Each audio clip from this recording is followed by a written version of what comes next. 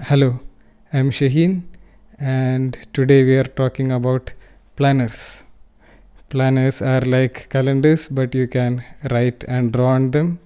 I have been using it for several years and it's very useful. Before getting into its uses, we'll make one. I usually make it at half imperial size, which is 22 inch by 15 inch. This one is half an inch lesser. I got tricked, but that was the last sheet I had. I was searching for other sheets to make, but I only had more color sheets with me, and I thought that's fine. And I cut a half imperial sheet. Right now, we'll get to making it. Let's go. Now that we have our paper ready, we can start folding it. We have 12 months and 30 days per month roughly. So let's divide. I'll fold it in half and I'll fold it in half again. Fold again. Now we have 1, 2, 3, 4, 5, 6, 7, 8, 9, 10, 11, 12. So now I'll start folding it such that I need to get 3 pieces.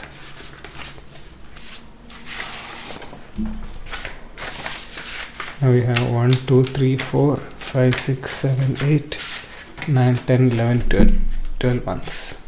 Now we'll divide it for days. Let's do that. Now we have 5, 10, 15, 20, 25, 30. So 30-ish days. Now we can start writing. I usually write the year on top and then January, December. And now we can write the dates. 1, I know this is 5, so I'll write 5 over here. Then this is still 10, 15, 20, 25 and 30. I leave a little gap at the very bottom in case there is a 31st date in any of these months. Then I usually write the number after the division. So it is 6, here it is 11, here it is 16, here it is 21, here it is 26. Now it's easier to find the halfway point. Between 6 and 10 there is 8, between 11 and 15 there is 13, between 16 and 21 there is 18, between 21 and 25 there is 23, between 26 and 30 there is 28.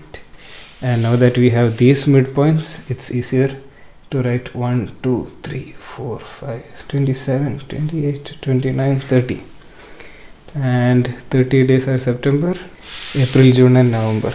All the rest have 31 except this year is a leap year. So February has 29 days. Everything else has 31. Yeah, that's sorted. So now we can start writing at the very end. Again the same process. After I finish writing the dates for January and December, then I write July because it's in the center.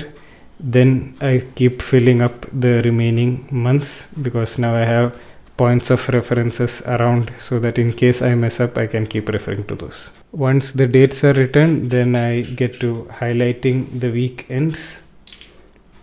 And once that is done, you can get to making it suitable for sticking on places. So this time I was using a tape that you can write on also. It's useful so that in case you keep folding your planner throughout the year, it still doesn't start tearing apart. I also keep an extra strip of tape at the corners so that I have more area to glue tack. Now the planner is ready. Now whenever I want to carry it anywhere, I can just fold it and I can keep it in a book.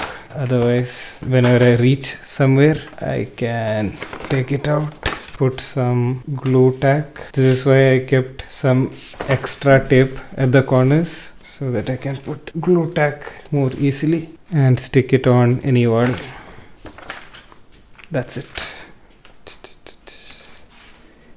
And now let's see how I use this thing. To explain how I use planner nowadays, I guess we'll have to see how I started using the planner, which was in 2016 when NID gave this planner, which was designed by Tarundeep and printed at NID Print Labs. So of course the print quality is quite cool. But I don't know what they'll feel like when they see how I had used their nice product. At that time I was making this animated short film called Watchmaker at Time's End, and my plan was to finish the film. So that is the main use of planner, in which you can plan out.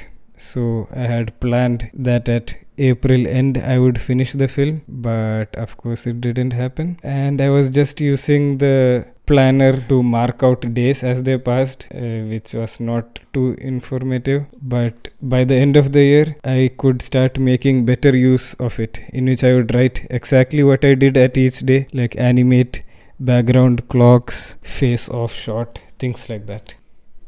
When 2017 came along, I realized that NID wasn't going to give me any more calendars. This one I got from somewhere on Google, which is quite a decent planner. And by this time I got more of a hang about how to use it more properly. So you can see these big blobs which are telling show reel or job hunt, things like that. So I could see that a long stretch of area was being used for a particular cause, or tiny areas were uses for tinier causes. And I was just writing whatever I was doing, which shots got animated, which other project I was doing, parallelly what was happening, all those things. It was still a bit haphazard, but I think it was getting somewhere. And you can see that by September I have stopped writing stuff, because by then me and 5 other people were running a studio called Ghost, and I was more in the struggle of surviving than to make a short film, so it got onto the back seat. And even in 2018 I have no planner at all. So that's also one thing. If you don't have any plan as such, you don't really need a planner. On 2019 New Year I was in Sikkim, and at that time I thought I'll start work on Watchmaker again as a New Year resolution. And I had this book with me at that time, so I thought I'll make the planner in this book itself. The problem with this was that I would have to carry this book along wherever I was going in order to have the planner with me, but I usually had this book, so it was not too big of a deal. And by this time I got more of an idea of how I wanted the planner to work. So you would see that whenever I did a shot, I would write it in blue, and I would write which shot number I had finished and what I had done in that shot number. And if I did nothing, I would write nothing in red, and then I would write what else I was doing. So it might be just chilling around, or it might be traveling, or it might be some other work, but whatever it is, it will be in red color, as long as it's not the project that I had made the planner for. So blue and black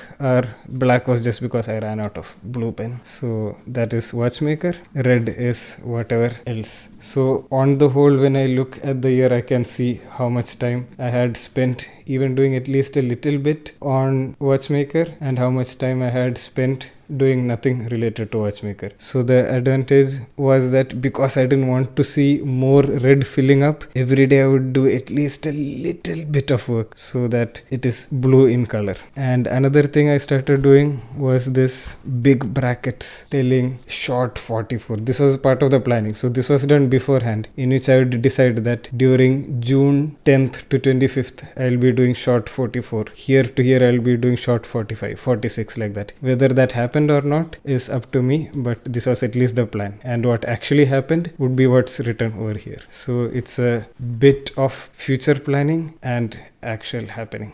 So it's future and past mixed together.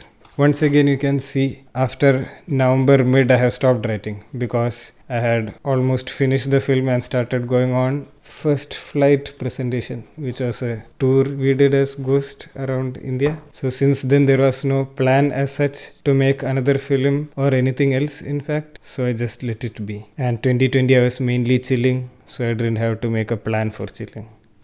In 2020, August 10th, I decided to make a video game called I Can Human. So that is when I started making a spreadsheet. So like I said, I only make a planner when I have a plan, and now the plan is the game I Can Human. This time I made a very stupid decision to make a digital planner, and it is terrible because you have to scroll all the way to find things. You can't make blobs and brackets as you like. You have to open your computer, see it. It's not staring at you from the corner of your room every day. And I stopped pretending that it was working by December 2021, and then I switched to paper.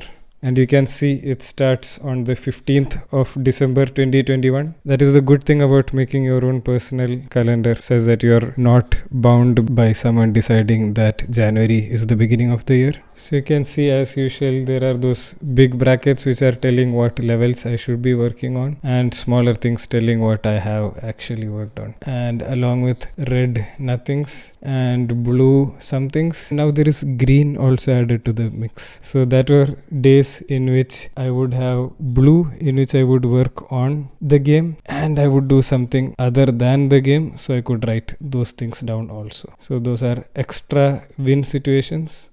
So I always carry blue, red and green pen with me wherever I go. So that same theme continued into 2023. Another good use of the planner is that if there is any upcoming travel, I can keep it written, and I can also write down upcoming projects so that at a glance I can know which months I'm free and which months I'm not.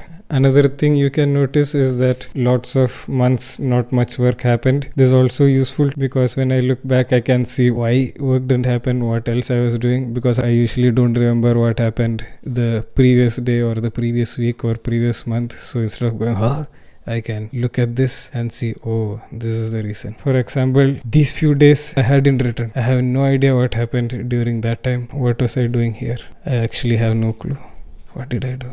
So it's good to write.